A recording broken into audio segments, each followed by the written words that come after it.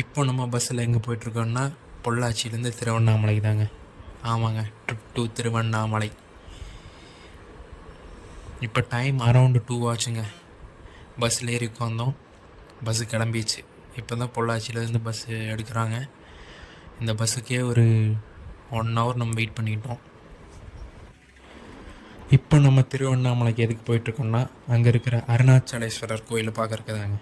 ஆமாங்க, கிரிவலம் போயிட்டு அப்படியே உங்களுக்கு எல்லாத்தையும் சுற்றி காமிக்கிறதுக்கு தான்.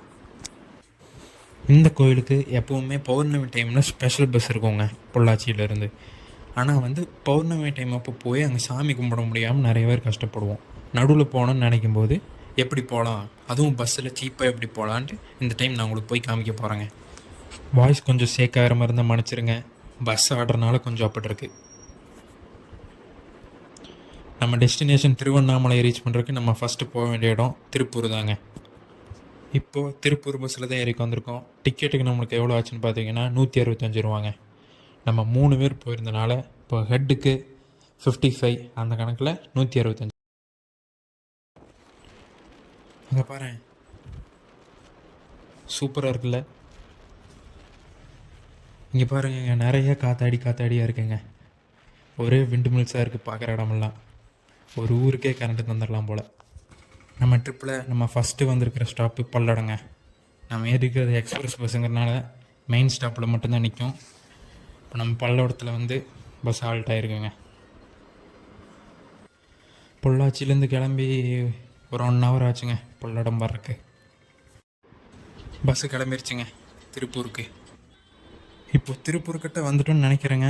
இருங்க, கண்டக்டர்கிட்ட கேட்டுட்டு சொல்கிறேன். நம்ம இந்த ஃபாரின் சைடே சுற்றுறதுனால இந்த சைடு அவ்வளோக்கா தெரில. என்னென்ன சொல்கிறான் பாருங்க, கம்பி கட்டுற கதையெல்லாம் எடுத்து போடுறாங்க. ஆமாங்க, திருப்பூர் வந்துட்டோம். ஜஸ்ட் இப்போ தான் கண்டக்டர் கேட்டு கன்ஃபார்ம் பண்ணேன். எனக்கு அப்போவே தெரியுங்க, இது பார்க்கவே திருப்பூர் மாதிரி தான் இருக்குன்ட்டு. அப்போவே என் உள் மனசு சொல்லுச்சு இது திருப்பூர் தான்ட்டு. ஒரு வழியாக திருப்பூர் வந்துட்டோங்க. 1.5 ஹவர்ஸ் ட்ராவலுக்கு அப்புறம் திருப்பூர் ரீச் ஆகிட்டோம். அப்படியே திருப்பூர் வந்துட்டோம். 2 பனியன் வாங்கிட்டு போனால் நம்மளுக்கு யூஸ் ஆகும். அவன் இன்னும் திருந்தலமாமா. திருப்பூர் பஸ் ஸ்டாண்டில் வந்து பஸ் நின்றுச்சுங்க. இப்போது 1.5 ஹவர்ஸ் ட்ராவலுக்கு அப்புறம் திருப்பூரில் இறங்க போகிறோம். இப்போ எவ்வளோ பெரிய பஸ் ஸ்டாண்டு பாருங்களேன். பஸ் ஸ்டாண்டா இல்லை ஐடி பார்க்கான்னு தெரில, இவ்வளோ பெருசாக இருக்குது. நம்ம ஊர்லேயும் இப்போ புதுசாக ஒன்று கட்டுறாங்க, இப்படித்தான் இருக்குன்னு நினைக்கிறேன். நம்ம திருவண்ணாமலைக்கு போகிறதுக்கு நெக்ஸ்ட்டு போக வேண்டிய இடம் சேலம் தாங்க. இப்போ நம்மளும் சேலம் பஸ்ஸில் தான் ஏறி வந்திருக்கோம். திருப்பூர்லேருந்து இப்போ பஸ்ஸு கிளம்பிருச்சுங்க. நீங்கள் புதுசாக இங்கே வந்தால் சேலம் பஸ் எங்கேன்னு கேட்டு ஏறிக்கு வந்துக்கோங்க. ஏன்னா இங்கே நிறையா பஸ் இருக்குங்க சேலமுக்கு. பஸ்ஸு இப்போ இங்கே வந்து நின்றுருக்குங்க. இது என்ன இடம்னு தெரில, என்ன இடம் போர்டுலேயே எதுவும் இருங்க காய்ஸ், நான் கண்டக்டர்கிட்ட கேட்டுட்டு உங்களுக்கு அப்டேட் பண்ணுறேன். அந்த ஸ்டாப் வந்து பெருந்துறைங்களாமாங்க. எப்போவும் அங்கே நின்றுட்டு தான் பஸ்ஸு போவாங்களாமா.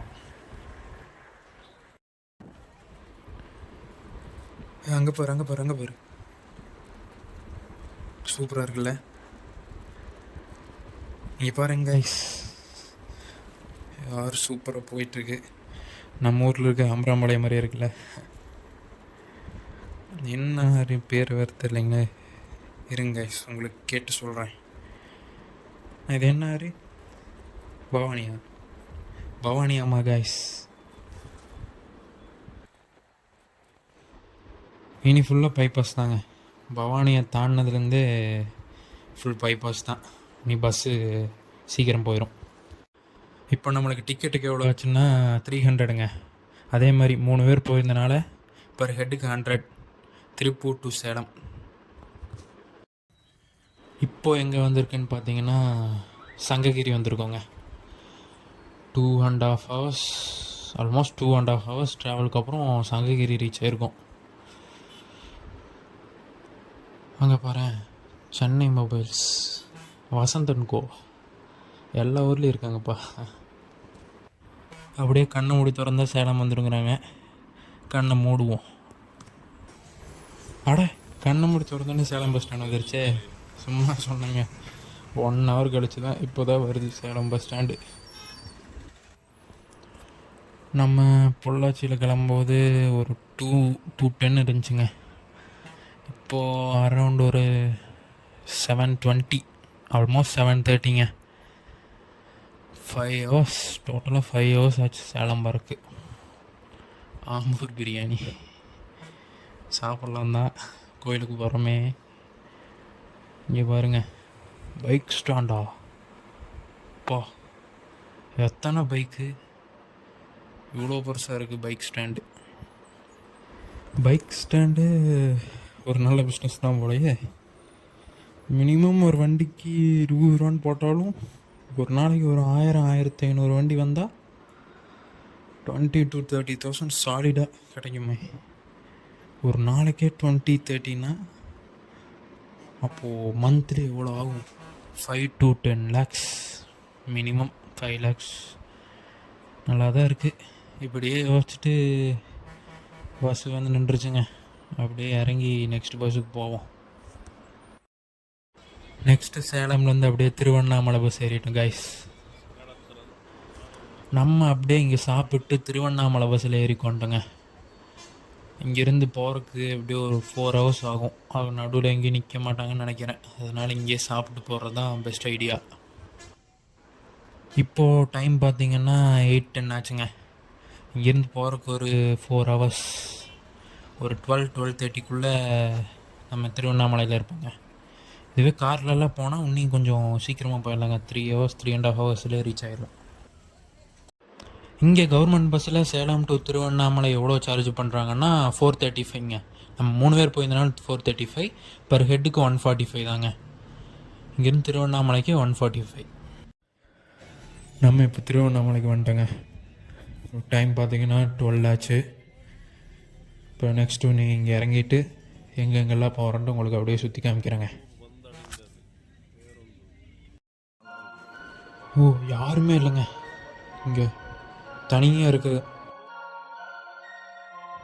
ஐயோ, என்னது? ஓ, யார் இவர்? இந்நேரத்துக்கு இப்படி தூங்கிட்டு இருக்காரு?